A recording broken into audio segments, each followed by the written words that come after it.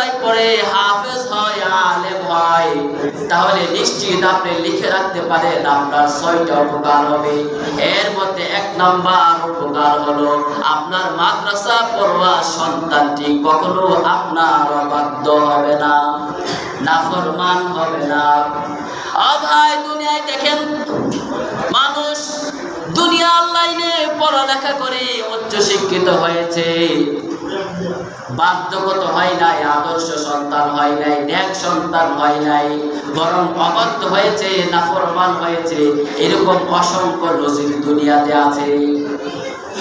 ভাইরা বন্ধুরা আমার, এই জন্য আপনার সন্তান যদি মাদ্রাসায় পড়ে, দ্বীনের লাইনে পড়ে হাফেজ হয়, আলেম হয়, কখনো আপনার এই সন্তান আপনার কখনো অবাধ্য হবে না, নাফরমান হবে না, সব সময় আপনার বাধ্যগত থাকবে। এটি হচ্ছে 1 নম্বর ফায়দা, আপনার এই সন্তান আপনার কখনো অবাধ্য হবে না। ভাইরা বন্ধুরা আমার, দুনিয়াতে এমন ঘটনাও ঘটতেছে, নিজের সন্তান, যে সন্তানকে পড়ালেখা করার জন্য মা বাবা কত কষ্ট করেছে, মা বাবা কত কিছু বিসর্জন দিয়েছে, এমন সন্তান উচ্চ শিক্ষিত হয়ে মা বাবাকে শেষ বয়সে বৃদ্ধাশ্রমে পাঠিয়ে দেয়, নিজের ঘরেও রাখতে চায় না, ঘরে রাখাটাকে বোঝা মনে করে নিরাপদ জায়গা বৃদ্ধাশ্রমে পাঠিয়ে দিয়েছে। আবার এমন সন্তানও আছে নিজের মা বাবাকে নিজের হাতে খুন করে। এমন নজির কি আপনারা দেখেন নাই? নাই দুনিয়াতে। নিজের সন্তান মা বাবাকে হত্যা করার জন্য চেষ্টা করে, ঘর থেকে বের করে দেয়।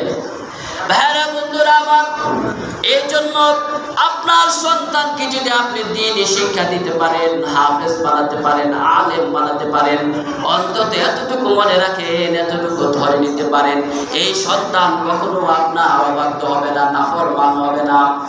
2 নাম্বার উপকার হলো আপনার সন্তান যদি হাফেজ হয়, আলেম হয়, আপনার এই সন্তানের দ্বারা কখনো আপনার বেইজ্জতি হবেন না, বরং আপনি সব জায়গায় সম্মানিত হবেন। এটা হচ্ছে 2 নাম্বার।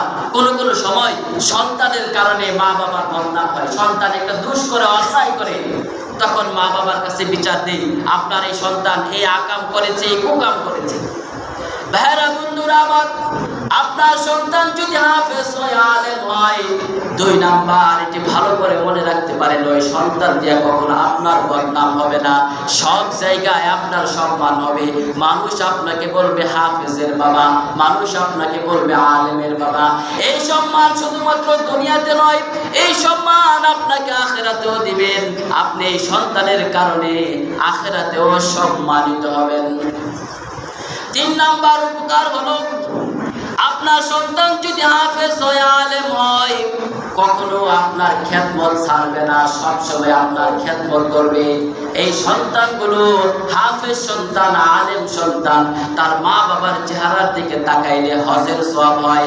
এই নিয়তে গভীর মহব্বত আর ভালোবাসা নিয়ে শুধুমাত্র মা বাবার দিকে তাকাইবে আর তাকে ভালোবাসবে, খেদমত করাকে নিজের সৌভাগ্য মনে করবে যদি আপনার সন্তান হাফেজ হয়, আলেম হয়। ভাইরা বন্ধুরা আমার, 4 নাম্বার উপকার হলো আপনি মারা যাওয়ার পরে আপনার সন্তান যদি আপনার জানাজার নামাজ পড়াইতে পারে, আপনার সন্তান জানাজার নামাজ পড়ানো আর অন্য একজন জানাজার নামাজ পড়ানোর ওজন কিন্তু এক হবে না, এটি সমান হবে না। সন্তানও যদি তার বাবার লাশকে সামনে রেখে জানাজার নামাজটা পড়াইতে পারে, যে গভীর মহব্বত আর ভালোবাসায় হৃদয় থেকে আল্লাহু আকবারের তাকবীর আসবে, এটা তো অন্য কেউ জানাজা পড়াইলে এমনটা হবে না।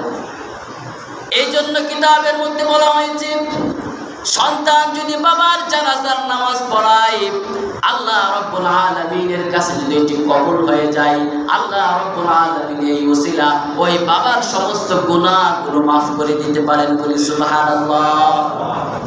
এই জন্য সন্তানকে হাফেজ, আলেম বানাইতে হবে। ভাইরা বন্ধুরা আমার, 5 নাম্বার উপকার হলো আপনার সন্তানকে যদি আপনি দ্বীন শিক্ষা দেন, আলেম বানান, হাফেজ বানান, আপনার এই সন্তান আপনার মৃত্যুর পরে সবসময় আপনার জন্য দোয়া করবে। আলেম যদি না হয়, হাফেজ যদি না হয়, আপনার এই সন্তান হয়তো আপনার জন্য 2-1 দিন কান্নাকাটি করবে। এরপর তো এমনভাবে ভুলে কখনো না কবরের পাশে যায়, কখনো না মা বাবার জন্য হাত উঠে দোয়া করে। একবারও হাত উঠে দোয়া করে না। হাত উঠে দোয়া করার তার সময় কোথায়? সে তো নামাজই করে না। আর আপনার সন্তানকে যদি দিন শিক্ষা দেন, হাফেজ বানান, আলেম বানান, আপনার ওই সন্তানটা নিজে নামাজ পড়বে, ইমামতি করবে, মানুষকে পড়াবে, যখনই হাত উঠায় দোয়া করবে, সবার জন্য দোয়া করবে, নিজের মা বাবার জন্য দোয়া করবে, মৃত্যুর পরে আপনার এই সন্তান আপনার জন্য সদকায়ে জারিয়া হিসেবে সব সময় আপনার কবরে সওয়াব পৌঁছাতে থাকে।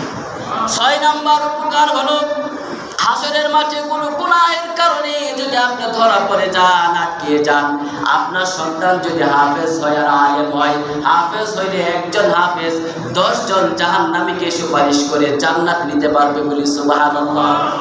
আর একজন আলেম তার চাহিদা মতো যত মানুষকে মনে চায়, অগণিত মানুষকে সুপারিশ করে সে জান্নাতে নিয়ে যাবে বলি সুবহানাল্লাহ। এই জন্য আপনার সন্তান যদি হাফেজ হয়, আলেম হয়, দ্বীন শিক্ষা তার ভিতরে থাকে, অন্তত তাকে সুপারিশ করার সুযোগ দিলে সর্বপ্রথম তো সে তার মা বাবাকে সুপারিশ করে যে আমার মা বাবাকে আমার সাথে জান্নাতে না দিলে তাহলে সেই জান্নাত আমার জান্নাত হবে না, আমার মা বাবাকে আমার সাথে জান্নাতে না দিলে আমি জান্নাতে যাব না।